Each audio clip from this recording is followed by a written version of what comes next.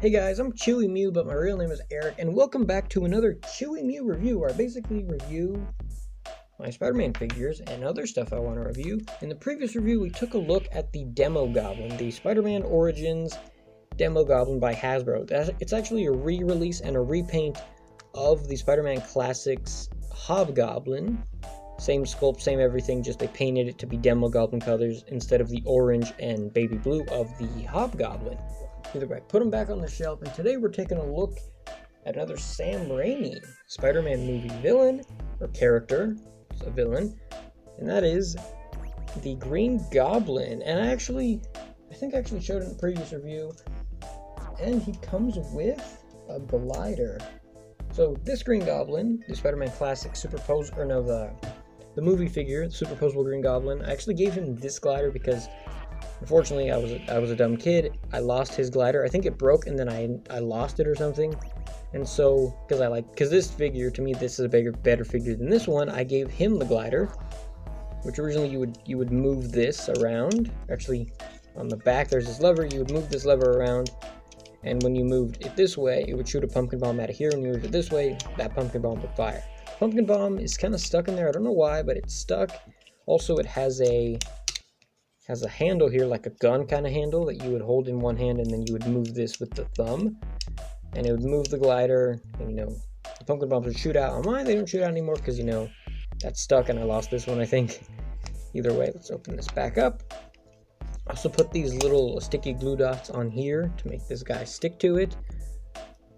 This guy actually had to put some stuff on his feet to make him stick better onto it. This guy, however, his feet are big enough that they just stick onto it, but I already took a look at his glider before, and so I'm actually going to put this other Green Goblin here.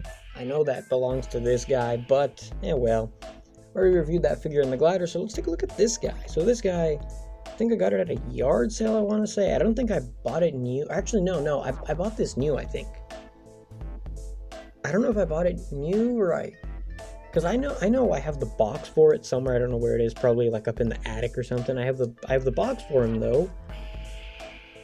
But either way, I got this figure. I got it like maybe 2005, I want to say. I didn't get it I think I definitely got it after Spider-Man 2 came out, that's for sure. But regardless, I didn't play with this figure as much as I did the other Green Goblin. I also really like how the colors of the two are drastically different.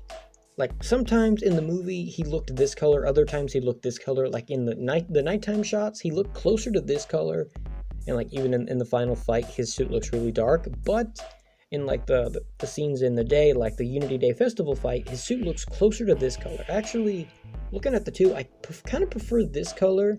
I do like this one too, but I kind of prefer the color of this one. Either way, let's put this guy back officially. No more coming back. Good Green Goblin, or awesome looking Goblin. But yeah, I played with this one quite a bit. Some of the joints are loose, the legs are kind of loose, the arms are kind of loose, the head's not too loose. But it does have limited posability, but I definitely think it's pretty awesome. I definitely think the sculpt is really good on this, that the posability, having not too much posability is, fine. But either way, let's take a look at his articulation. So the head is on a pretty good ball joint, can look up a decent amount, look down. It can't really look down, it's kind of just like, looking straight ahead.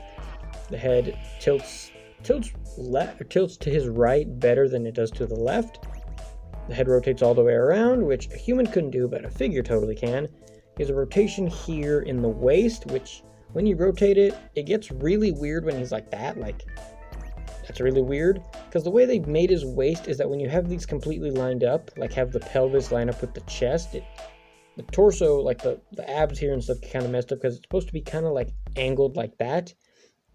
Yeah, kind of funky. The arms rotate all the way around here. Both of the arms bend bend above the elbow. This one's pretty loose on the left arm. The right arm's kind of loose, but not as bad. The hands rotate all the way around on both sides. This hand, I don't remember if he came with a pumpkin bomb, like a pumpkin bomb to put in his hand. I think he did, maybe not, I don't know. His legs kick out. They don't kick out too far, they get caught on this groove here, but they kick out a pretty good amount. And he can do the splits. There's a single bend in the knee. It actually kind of looks like that joint has a gap in it where it looks like it could bend bend more, but nope. And he has a rotation in the foot. Actually has a ball joint in the foot, so the foot's pretty good on a ball joint. And the pegs on the feet don't really do anything because the glider, just his feet just kind of stick in. And on the bottom, as you can see here, it says, oops, bumped the camera. It says 2002, made in China. On the other foot, it should say Hasbro, or actually says, or no, Toy Biz, I mean. It actually doesn't say Toy Biz. It says 2002 Marvel the movie. I guess when it was the movie figures, they didn't put it was by Toy Biz, because it was on this, but no, on the packaging and the other figures, it says Toy Biz. I don't know why with these it doesn't say, but either way, that's all for this guy. I don't have too much to say. I did have a lot of fun playing with this as a kid, but I just had, so much more fun with this guy just because all the posability and just, the whole thing that the mask comes off. That just, to me, that's just awesome when, masked figures, you can take the mask off and they actually see their face underneath. I think that's pretty awesome. This guy is still really awesome. Just low articulation, but the sculpt looks awesome enough. The color looks awesome. The mask looks just like from the movie. Like, look at that mask. That looks awesome. I don't know. I don't see how people can hate this Green Goblin. Yeah, it looks kind of Power Ranger-y, but we're also talking about a series where a boy gets bit by a spider and he's powerful enough to stop a train and climb up walls and, like, have a precognitive sense. Like really? When they can do that kind of stuff, when he can stop a train and he can get hit by a train, and an alien symbiote possesses him and he gets even stronger, would you really want to complain about, oh, the Green Goblin looks like a Power Ranger? Like, come on. But either way, kind of a tangent there. I had a lot of fun saying that, though. But either way, I will see you guys in the next review. Let me think what let me know what you think about this review. Said that backwards. Leave a like if you want to. A like, thumbs up. Really helps the channel. It actually does. And, it makes me happy too. So, leave a like. And maybe, subscribe too. Maybe subscribe. And, yeah, so I'll see you guys in the next video. And bye.